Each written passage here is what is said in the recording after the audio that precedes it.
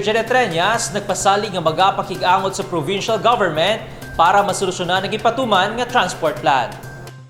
Hugot nga koordinasyon ang himuon sang lokal nga panguluhan upod sa provincial government para masolusyonan ang nakita nga epekto sa ginpatuman nga transport plan. Suro kay Mayor Janet Treñas, importante nga mapangitaan sang paagi para hindi mabudlayan ang mga commuters gikan sa first towns. I think though ang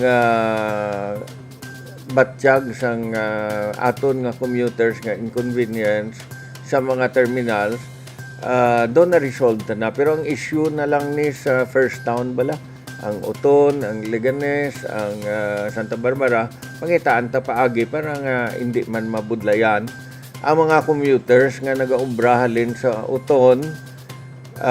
Kay ang Uton sa una nagalabot pa sa diri sa Molo. Ti subong ara nagid lang sila sa terminal. Ginpasalamatan man ni Mayor Treñas si Governor Arthur Defensor Jr.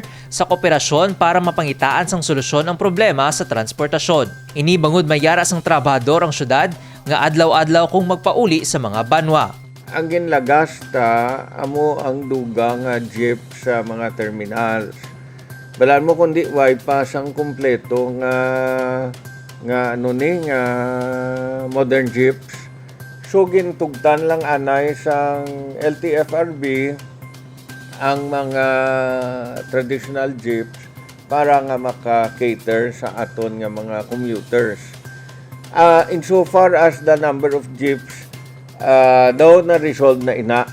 Padayon naman ang dialogue sa lokal nga panguluhan sa naglain-lain nga sektor para mapamatian ang mga sentimiento sa ginpatuman nga bag-o nga ruta.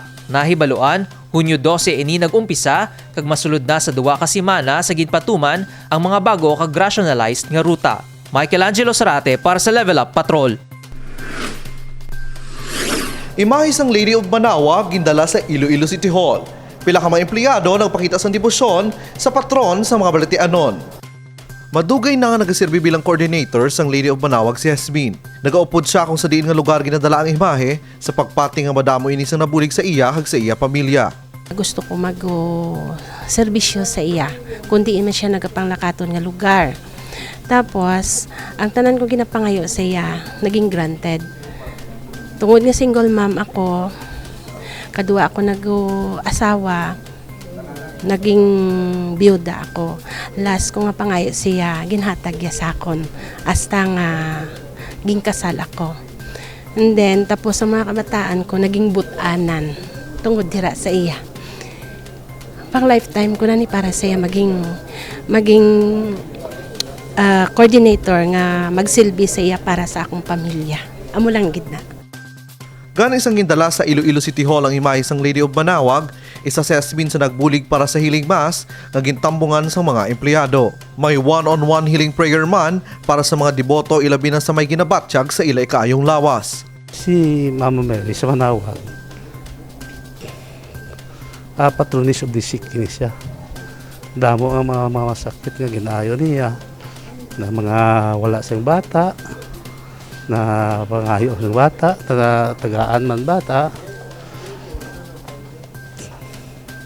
Madamo pa nga ibang mga Masulod sa 2 ka tuig nga wala madala sa mga lugar ang imahe sang Lady of Manaoag bangod sang limitasyon dala sang pandemya. Gani amo na lang ang kalipay sa mga coordinators kag mga deboto nga liwat ni nalibot kag nadala sa naglain-lain nga lugar. Ang pagbisita sang Lady of Manaoag sa Iloilo City Hall ang natigayon sa bulig ni Mr. Noel Hechanova sang Senro. Kevin Patrick Casipe para sa Level Up Patrol.